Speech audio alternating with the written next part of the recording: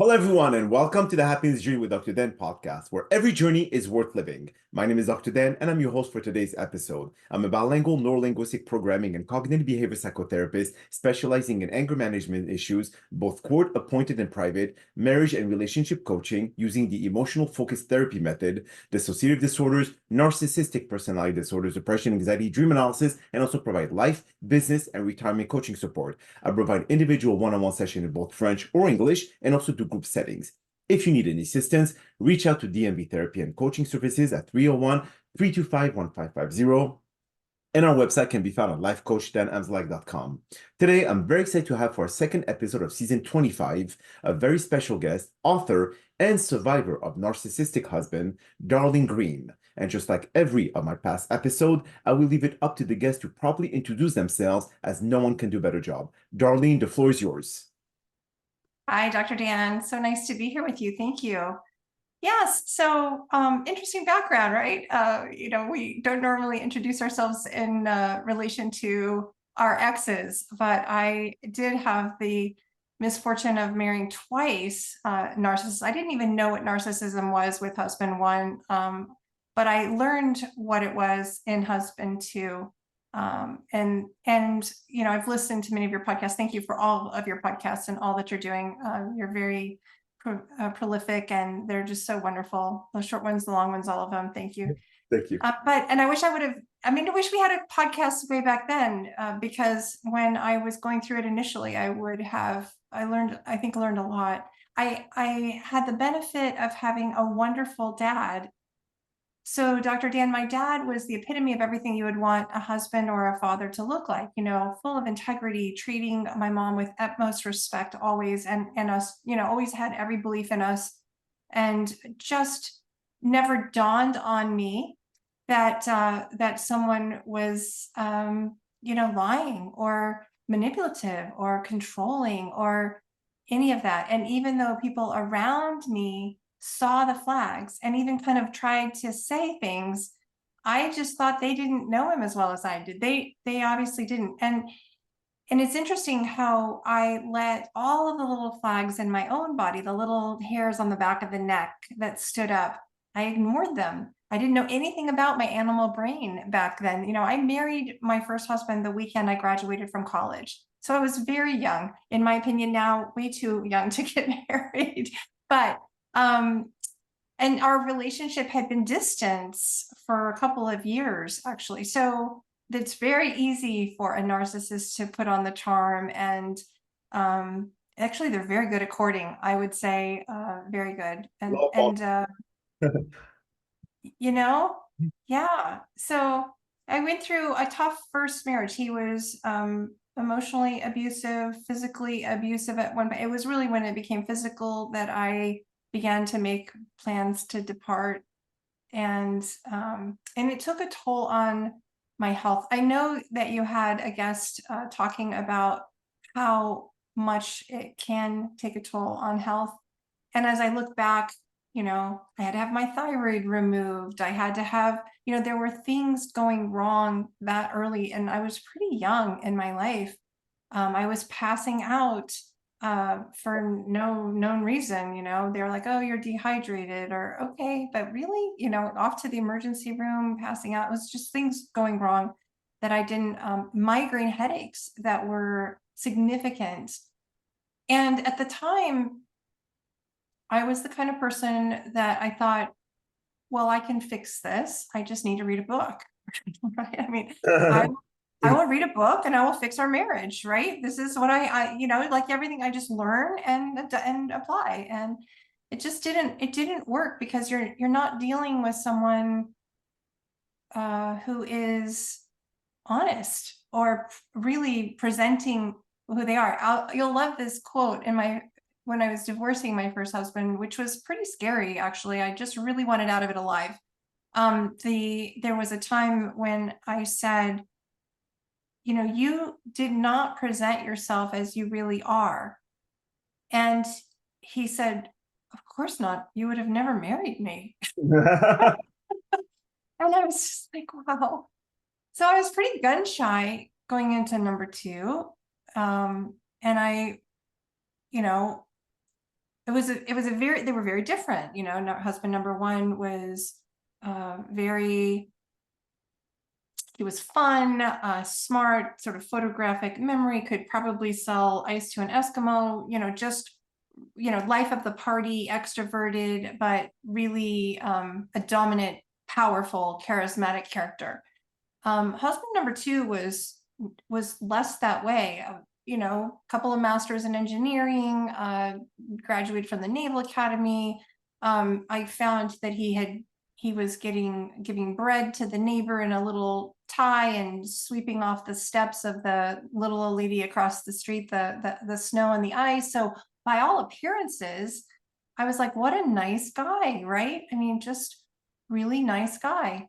And I missed it again. And I'm a smart person. I have a master's degree. Like, I went to University of Virginia. I have been very successful in my work. I was in the Navy for 20 years. I retired as a Navy commander, actually was promoted early ahead of my peers there. I had 3 commanding officer tours. One of them, I had 1,200 people working for me, 800 Navy, 400 Marines. I established a program to help our returning warriors, and it's still in existence, you know, 19 years later. So I was a vice president for McAfee. I've been the dean of a boarding school, a director of client services for a network technology company, and now a health technology consultant. So I've done a lot of very successful things. And this is what was always so hard for me, is in this marriage area, I married twice. Like, and looking back, I'm thinking, how did I miss this again? Like, number one, I give myself a lot of grace for. Number two, I just like, really? You know, I still to this day, I kind of look back. There were still warning signals and red flags that I saw that I didn't honor. I still didn't know about the animal brain yet. I didn't know enough to trust that instinct. It was this one was harder because I had 2 daughters with him. And, you know, at that point, I remember thinking, well, there are women crossing deserts and mountain ranges with their babies to keep them safe. Surely you can put up with a man. Like, how hard can this be? Ideally, Darlene, but right? it doesn't always work like that, unfortunately. Right. But I was like, you know, I knew 50-50 custody was going to be really hard on the kids. So, you know, but it was like a daily battle of absolute extraordinary stress. And it started to take its toll even more. I mean, autoimmune disorder, one after another. And my health was really suffering. And I remember I was actually at the hospital one day, and I was reading a really good book, like a self-help book of some kind. And this doctor came by, and he knew I was trying to divorce a man that has narcissistic personality disorder and obsessive compulsive personality disorder. And I had these autoimmune issues. And he said, well, of course you do. Of course you do. How could you not? He said, the book you need to read is called Molecules of Emotion by Candace Pert. Wow. And he said, that book is going to teach you how the stress and the emotions that you're feeling are taking a toll on your body. And you need to fix that. Like, you need to get out of the situation. Interesting. So I was like, okay, I put that book down. I read this new book, and it was an eye-opening experience, because I think before reading that, I was of the opinion, you just need to grit through this. Like, you just need to put up with it. And the therapist, I was certainly getting therapy, a lot of it. And the therapist would say, you know, try not to step on the chessboard, right? Just don't play the game with them. Well, you know, when you're in daily life and you're co-parenting and you're paying bills and doing things, there's no way to not step on the chessboard. Like, you're constantly interacting. And so the fighting and the anger was very real. I was reading anger books because I didn't want the anger to be passed down to my daughters, right? That, you know, you become so hyper sensitive. So that book really was transformational for me, because I thought, you know, this is going to kill me. Like, this is going to kill me. And now my daughters are only going to have him. And that is going to be sad, because I was watching my health just decline so dramatically.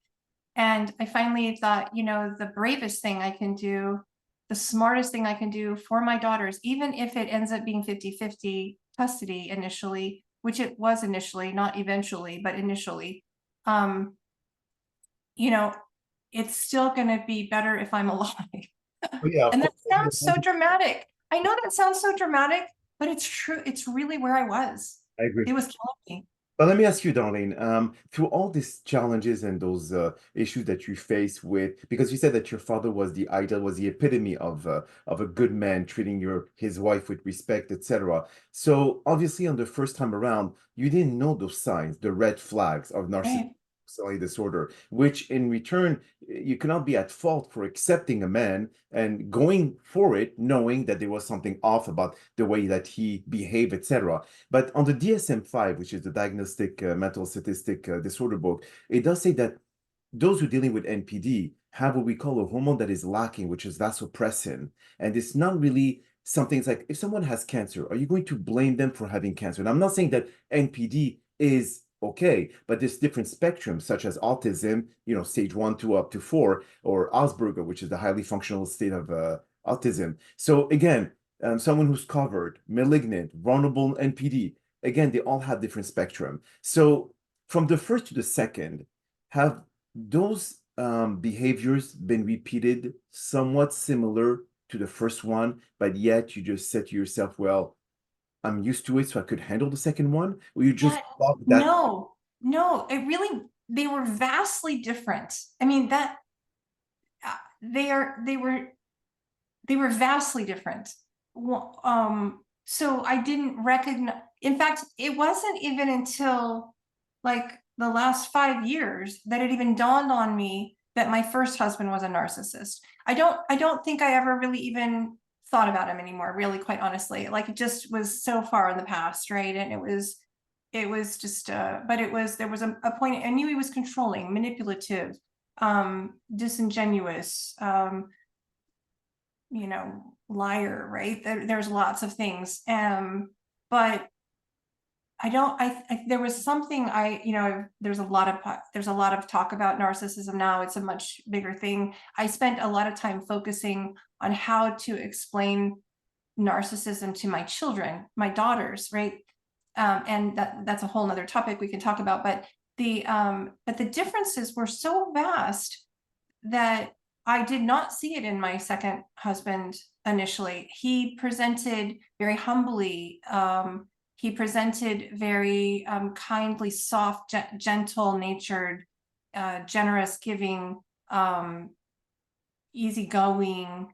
The other was more, dominant, aggressive, kind of personality. So their personality types were so vastly different that I missed it. I really did miss it. I missed, and of course, I actually think the second one's narcissism was more severe than the first. And I don't know that I would have even known how bad, how deep, how severe his narcissism was, because I probably wouldn't have stayed around as long as I did if I hadn't had children. But in trying to work it out, and even one day going to a marriage counselor, and the marriage counselor says, well, I think he has narcissistic personality disorder. And my husband at the time, my ex, said, well, if I have it, then everybody should want it. Like, wow, very typical narcissistic that's reaction, right? interesting answer. And I go through and I look up, what is this narcissistic personality disorder? And I go through and I check. I mean, all check. 100% checks. I don't think there was a single one that wasn't checked. Yeah. And I was like, wow, you really do have this. So then it was, well, how do we fix this? Right? Let's, Don't think that. but he wouldn't go back to therapy then. Right. So he was like, yeah, I'm not going back to therapy. So it was a very, he wasn't so in your face, like conflict directly. He would say whatever you wanted, and then he would just go do whatever he wanted. Like, he would just, oh, I'm sorry. We had this Gaslight. unbelievable argument about, I was balancing the checkbook. I was taking care of finances, and he he basically, I look one day and we're like, have $11,000 missing from the checking account. And I'm like, what happened? Where did this go? And he said, oh, I paid off a car. And I said, well, wait, what?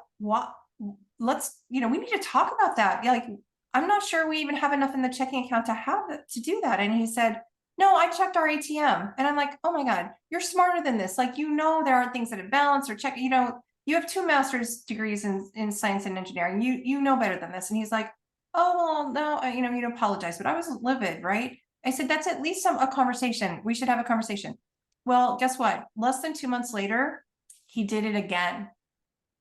He paid off the other car. Now, I didn't realize at the time there was actually an underlying reason that he was building a legal case to put a house solely in his name. Behind the scenes, he was basically trying to figure out how to cheat me out of a house. But the second argument we have, he's like, oh, no, I don't remember us having that conversation. There was no way. There was not. So those kinds of things happened. It was just very subtle. And he would say whatever and apologize and, oh, I don't remember, but then he would go do whatever he wanted. Okay, well, I mean, but here's the question, Darlene. I mean, obviously, we spoke about different spectrum of narcissistic personality. So when, on the second marriage, when did you tell to yourself, oh God, not again? When did it click that you start seeing, even though there were different type of behaviors between the first to the second, but somewhere, somehow, in the second relationship, you must have said that there's a common denominator of set of behaviors that must have triggered your mind or your brain to say, I'm repeating the first bad experience. I actually didn't. I didn't ever get that I was repeating the first experience. I knew this was bad and I knew it was a problem, but I didn't think it was the same problem. And I mean, it was literally like in the last 5 years that I even thought, oh, he was too. He was also a narcissist. I mean, I really didn't connect the dots like that at all. There was a moment in time when I thought, this is really problematic, and we're gonna struggle. Like, this is a really challenging relationship, and I don't even know how to make this work. But it was challenging very differently. And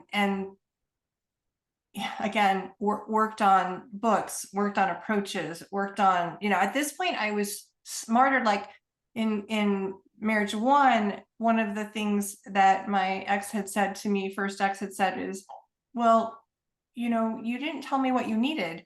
And I thought about that, and actually I did. Now I know that he was gaslighting me, but I thought maybe I didn't articulate, but I felt like I was shouting off of mountaintops, this is the problem, this is what I need.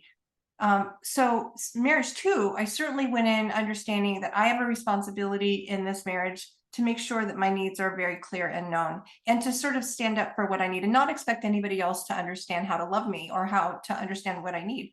So I was very articulate in that regard. But it was, it was after, I also think, and I don't know, maybe you could tell me, but I have believed that, and one of the therapists said this, as my career became more and more successful, and I had 2 babies, and he was following my career. Now I'm in a commanding officer position. I'm thriving as a naval officer where he had failed, essentially. And I'm getting, I mean, I was in a job where I was in the newspaper every week. I was on TV. I was like, I couldn't go to the local Walmart without having a swarm, and people say, we're just, so grateful for your presence and keeping us safe in this city, and we love you. And I mean, it was quite the experience. When I left, I had a key to 2 cities, and there was a lot of fanfare, right? Limelight off of him. That's the thing. It was. And ice carvings at my farewell, and just crazy things. Like, I felt very honored, but he was watching that. And this has got to be very hard for a narcissist to, so he was constantly telling me how much money he made and all, trying to build himself up and tell me and put me sort of down. Right. And, at one point I got so sick of him telling me, I go, compare our take-home pay. I actually make more than you do when you look at the take-home pay after taxes. So just stop throwing your amount of money in the McAfees. I just don't care. It doesn't matter. But anyway, I think that when I was in the relationship now with 2 kids, my number one concern at that point was really proper parenting. It was less about even my marriage with him, which, at this point, it's all about you're taking care of a 3-year-old and a 1-year-old, 4-year-old and a 1-year-old, right? And the inappropriate behavior that he had with children was my top concern.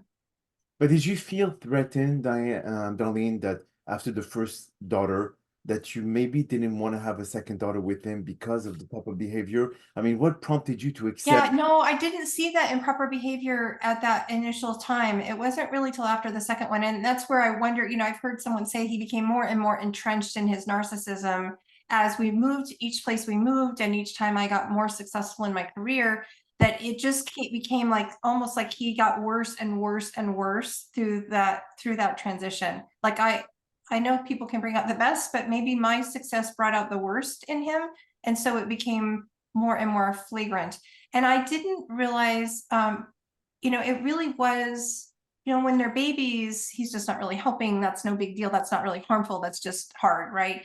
But when they're now toddlers or running around and he is not making, he's doing stupid things like peeing outside by a tree, and the girls now are peeing outside by a tree, and I'm getting calls from their childcare that she's peeing outside in the sandbox, and I'm just like, what? And then I learned that this is why.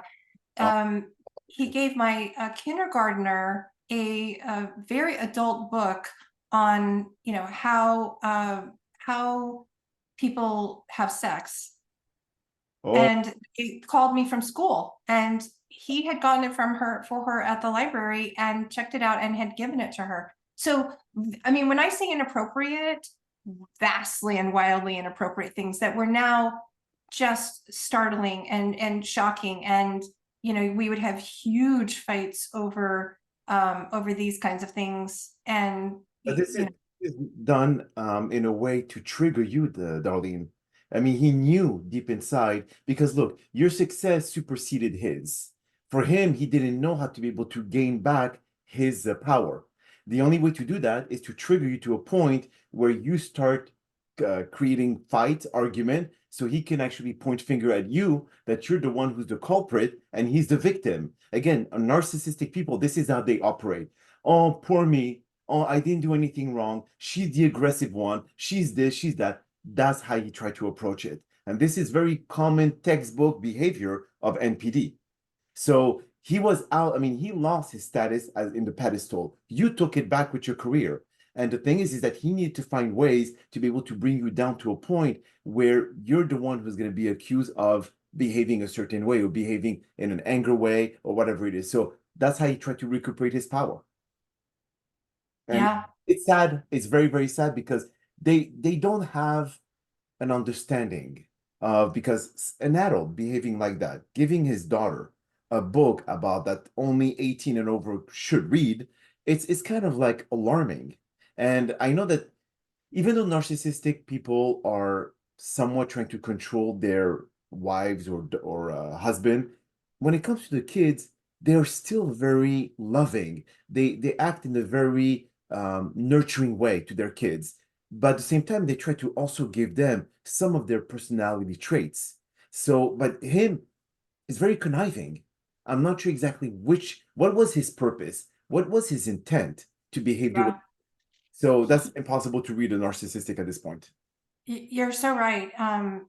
There ultimately, there were issues around when we were now separated. There were boundary violations that were significant for the girls, that ended up resulting in, initially no visitation, and then ultimately supervised visitation only, and then a little bit more supervised visitation, a little bit more supervised visitation, and just at the point where he was supposed to transition into full visitation, the therapist wrote a letter to the judge and said, if you force the littlest one to do this, there will be long-lasting, potentially never recoverable side effects results.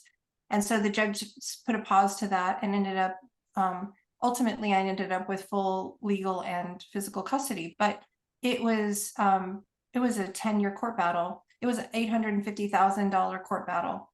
it was my entire life savings and a loan and everything else to protect the girls.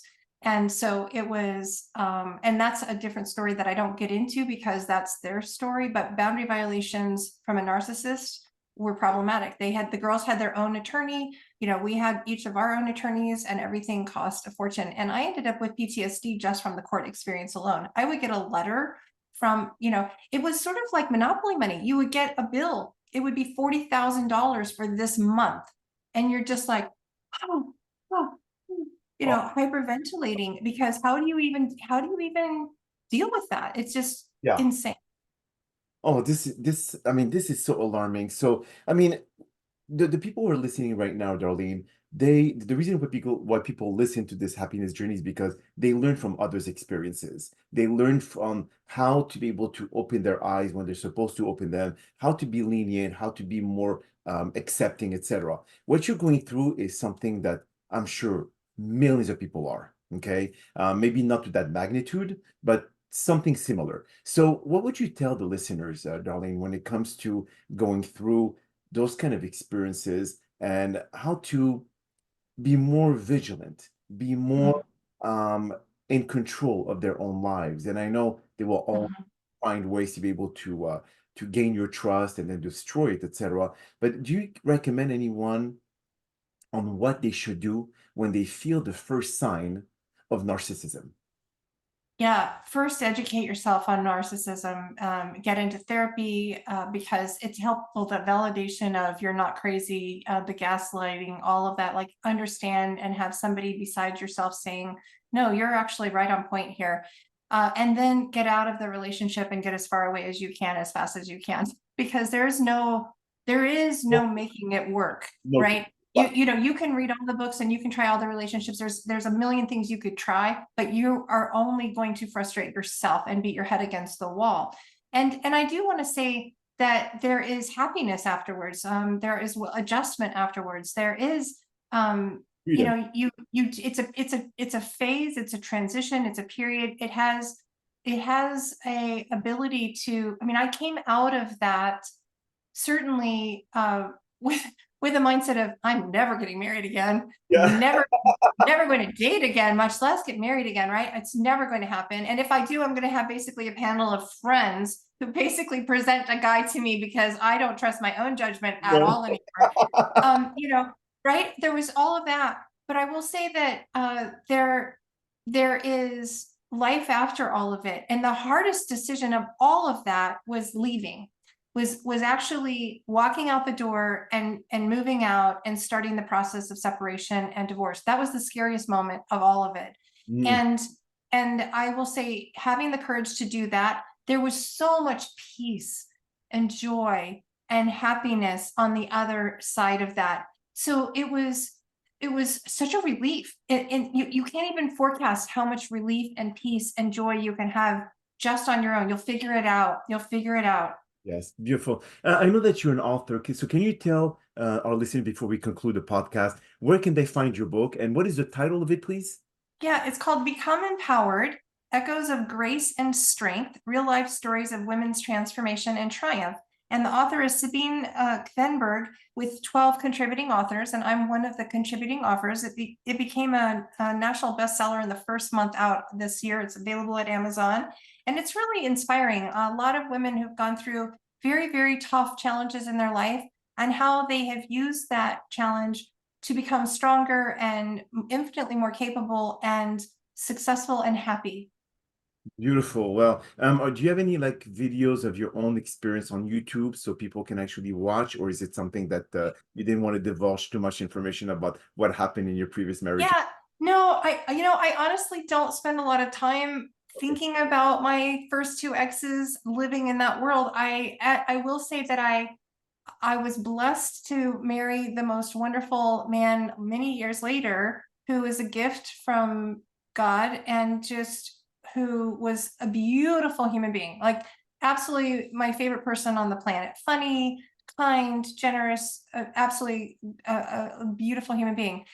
And he ended up getting Alzheimer's, early Alzheimer's. Oh, wow. And so I'm in the process of caring for him. And I will tell you that my happiness journey today is different than, what it was in the past. Now I'm trying to inject happiness in the middle of grief, really daily, intentionally meditating, exercising, eating right, being grateful, demonstrating gratitude. I mean, when you talk, you've talked about all of these things, like, really overcoming struggles and challenges. And but when you can be grateful and thankful, I had this love to begin with, then I think you can find joy, and you can stay out of just sadness and grief.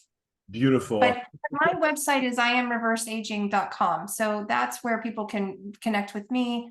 IamReversedAging.com. I now help people with their activate their master foundational cells, which are really outside of the United States stem cells, and inside the United States we call them master foundational cells. So that's my current journey, and that provides me with a lot of joy because I help people heal and get out of pain and feel better.